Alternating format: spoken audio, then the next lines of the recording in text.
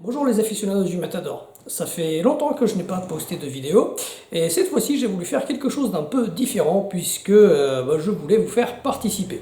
D'ailleurs un moyen que vous avez de participer en soutenant cette chaîne, c'est de vous abonner, de lâcher des petits pouces bleus, ça vous savez faire, et puis également de participer dans les commentaires, de débattre entre vous, de poser des questions, de mettre d'autres réponses, enfin être actif quoi. Donc en parlant d'actifs, je vous avais demandé donc, de me poser des questions via les différents réseaux sociaux sur lesquels je suis, et vous avez été quelques-uns à avoir joué le jeu. D'ailleurs, pour expliquer un tout petit peu comment m'est venue cette idée de vous faire participer et de vous faire poser des questions, l'idée m'est venue lors du show de la TPW auquel j'ai participé ce 14 juillet, parce que worker qui était dans les vestiaires m'a posé une petite question. En gros, il m'a dit j'ai vu sur les réseaux sociaux que Monkey allait rejoindre les Nukes. Est-ce que c'est la fin de votre équipe? Donc du coup, je vais répondre à cette question dans cette vidéo, ainsi qu'à celles qui m'ont été posées.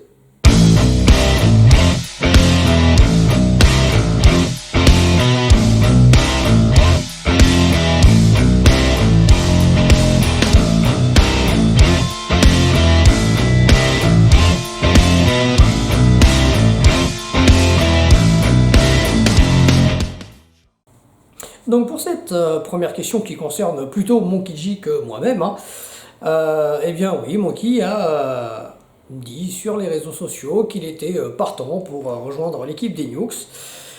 Eh bien entre lui et moi, il n'y a pas eu de discussion à ce sujet, donc les Latin Wild c'est toujours d'actualité, et d'ailleurs j'attends une opportunité intéressante de la part des promoteurs afin de pouvoir refaire équipe avec Monkey.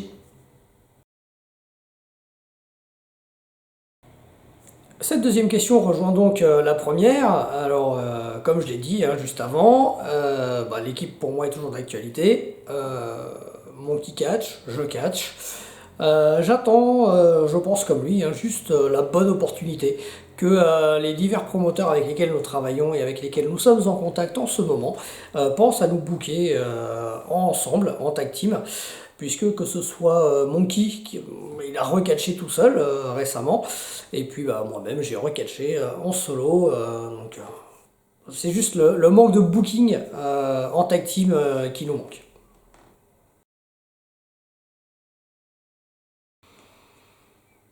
Alors, ce n'est un secret pour personne, j'adore le rugby et c'est un sport que je pratique à mes heures perdues. Et la réponse est oui, la pratique du rugby m'aide dans ma pratique du catch. Cela me permet notamment d'avoir un travail cardio qui est différent de ce qu'on peut faire à la salle de sport. On va travailler le cardio d'une manière beaucoup moins linéaire et d'une façon qui se rapproche beaucoup plus de l'effort qu'on va retrouver sur un ring de catch. Donc oui, j'y gagne beaucoup de choses.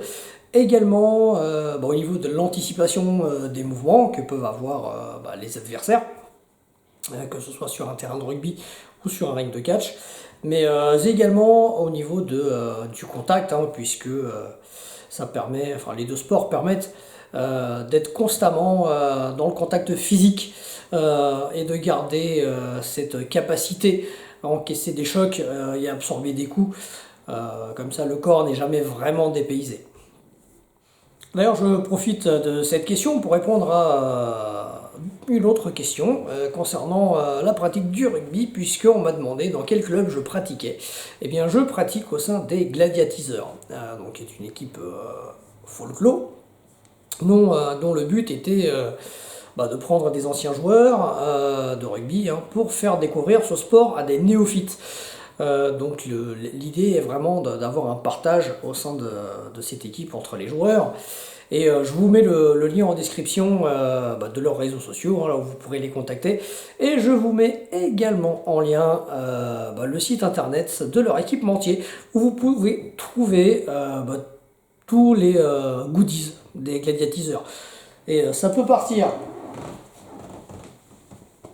des maillots directement du Matador, en passant par des casquettes Gladiatizers, Mais vous pourrez trouver plein d'autres choses, que ce soit des affaires pour vous entraîner, que ce soit des serviettes de bain, des sous-vêtements, des sacs de sport, enfin bref, il y en a pour tous les goûts au niveau du site internet de cet équipementier. Donc n'hésitez pas à y faire un petit saut si vous voulez soutenir ce club de rugby.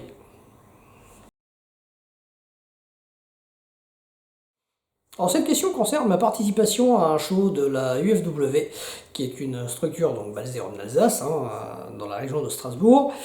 Et c'était ma première participation à un de leurs shows, et également ma première participation à un show dans cette région de France.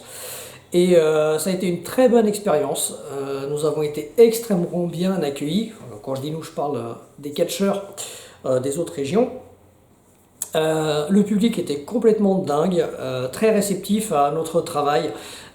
C'est une région de France qui montre en tout cas que le catch est une pratique qui leur plaît, et donc je compte y revenir dès que possible. Alors j'ai fait beaucoup de matchs intergender avant que ce soit du catch à la mode. Et en fait, beaucoup de promoteurs me bookaient dans ce type de match, tout simplement car ils me faisaient confiance sur ma capacité à adapter mon style de catch à mes différents adversaires, que ce soit hommes, femmes, des grands, des petits, des rapides, des lents, des voltigeurs, des puissants. Donc j'étais à leurs yeux capable de m'adapter, ce qui n'est pas le cas de pas mal de catcheurs sur le circuit français malheureusement. Donc j'ai eu l'occasion d'affronter des catcheuses comme par exemple Camille Grignon, comme Kimberley il y a quelques années. Plus récemment, il y a eu Anastasia également, il y a eu Alexis Maria, il y a eu tellement, il y a eu Pauline, bien sûr, comment oublier Pauline, Eva Summers, à l'époque où elle était encore en activité. Donc il y a eu beaucoup de catcheuses que j'ai affrontées. Alors par contre, non, je n'ai jamais été en contact avec la sœur de Jules. Voilà une bonne petite question et une réponse, je pense, qui devrait plaire. Alors, cette fameuse personne que j'ai soi-disant clashée n'a jamais eu autant de succès que grâce à la vidéo que j'ai postée dernièrement. Et depuis, on l'a jamais vue nulle part, donc, on l'attend toujours. Euh, il se vante en plus d'être promoteur avec un lieu, un ring, les 10 000 euros à mettre en jeu pour le catcheur qui pourrait être capable de le battre. Alors, on le sait, les 10 000 euros c'est du flanc, bien sûr, mais moi j'ai le sentiment que tout le reste est également du flanc, parce que s'il était réellement promoteur et qu'il avait donc les moyens qu'il prétend, je pense qu'il aurait déjà organisé quelque chose. Or, pour l'instant, nous n'avons rien vu. Puis, un petit message que je lui adresse. S'il veut me booker, moi je suis toujours partant, bien sûr, mais il ne le fera pas. Mais juste, les 10 000 euros, ce serait déjà le cachet fixe que je lui demanderais, parce que pour aller catcher face à lui, faut vraiment prendre l'argent. Et puis à ça vont se rajouter les 10 000 euros de bonus en cas de victoire, sachant que je le battrai bien évidemment, sans aucun problème.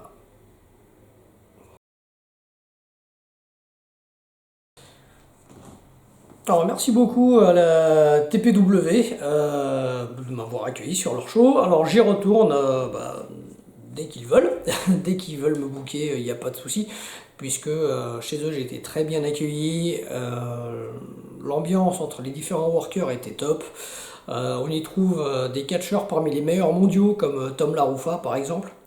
Je devrais y retourner d'ailleurs dans pas très longtemps, puisque nous sommes tombés d'accord sur une date avec eux. Juste je ne vais pas la divulguer ici, par respect pour leur communication. Donc je laisserai la TPW communiquer en premier avant de confirmer ma présence sur le show en question. Alors, la FPWO est toujours en activité d'un point de vue des entraînements et de la formation. Elle a un partenariat avec le Cajin, qui est un club multisport sur Paris, dans le 11e arrondissement. Je vous mettrai leur lien en description, comme ça vous pourrez y jeter un petit coup d'œil. Et puis si jamais vous avez des questions concernant les modalités de pratique au sein de ce club, n'hésitez pas, envoyez-moi des petits messages, n'hésitez pas à me contacter sur les réseaux sociaux, ici via directement la chaîne YouTube, et je vais vous y orienter.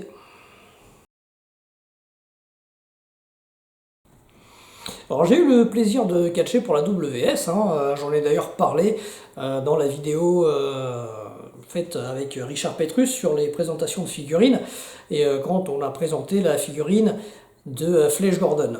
Alors j'ai une proposition pour rester au sein de la WS et y être un catcheur régulier, mais j'ai malheureusement décliné la proposition car les entraînements dans leur école étaient incompatibles avec d'autres de mes obligations.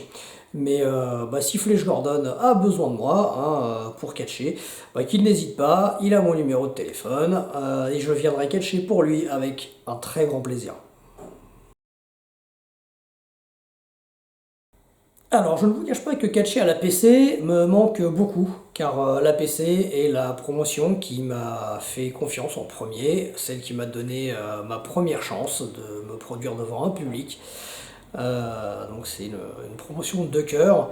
Alors j'ai cru comprendre que les bookings et les personnes qui sont en charge de la programmation avaient changé. Donc cette équipe ne compte actuellement pas sur moi, je pense, puisque je n'ai pas eu de leurs nouvelles. Mais si jamais ils ont envie, là encore une fois, ils ont mes contacts, ils ont mes coordonnées, qu'ils n'hésitent pas à venir vers moi et ce sera un plaisir de me mettre d'accord avec eux pour venir catcher au sein de la PC au Studio Génie. Alors là, c'est une très bonne question et j'ai limite envie de ne pas mettre qu'une seule personne. Je vais même en mettre trois pour être complètement sincère. Alors, la première personne que je mettrais, on va prendre le catcheur. Donc j'aimerais bien revoir catcher Antoine Saint-Brice parce que ça fait un bout de temps que j'ai pas de ses nouvelles. Ça fait un bout de temps que je ne l'ai pas vu, que je n'ai pas vu sur un ring. Et c'est quelqu'un qui est très très bon techniquement, de par sa formation notamment à l'école de Lenstorm. Mais c'est quelqu'un qui, quoi qu'il arrive, saura toujours obtenir beaucoup de réactions de la part du public. C'est quelqu'un qui a cette lecture des gens. Il sait quoi faire au bon moment pour susciter des réactions. Et pour ça, c'est quelqu'un qui manque, je trouve. C'est quelqu'un qui est très compétent et que j'aimerais revoir sur le circuit français. Alors, la deuxième personne que j'aimerais voir revenir n'est pas un catcheur, puisqu'il s'agit d'Emmanuel Gann. Emmanuel a été commentateur à la FPWO juste après le départ de Christophe Ajus du poste de commentateur. Mais il a aussi été commentateur au sein de l'APC juste avant l'arrivée de Célian Varini. Donc la voix de la TNA. D'ailleurs Célian, je t'embrasse.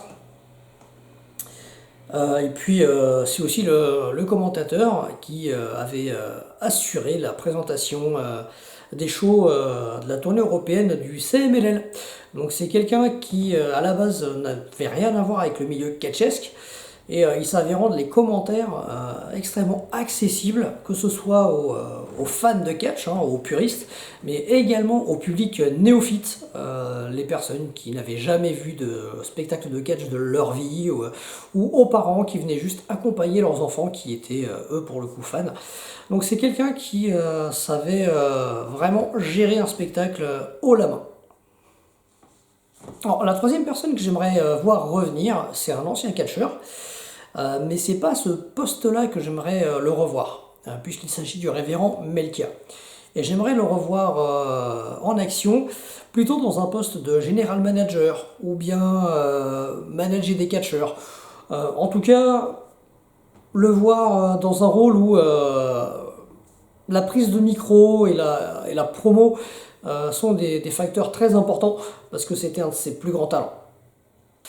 Eh bien, merci d'avoir participé à cette vidéo via vos questions.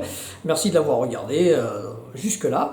Et comme d'habitude, n'hésitez pas à soutenir la chaîne en vous abonnant, mettez des petits pouces bleus, faites des petits commentaires, enfin les trucs habituels. Et on se revoit à la prochaine vidéo. Olé!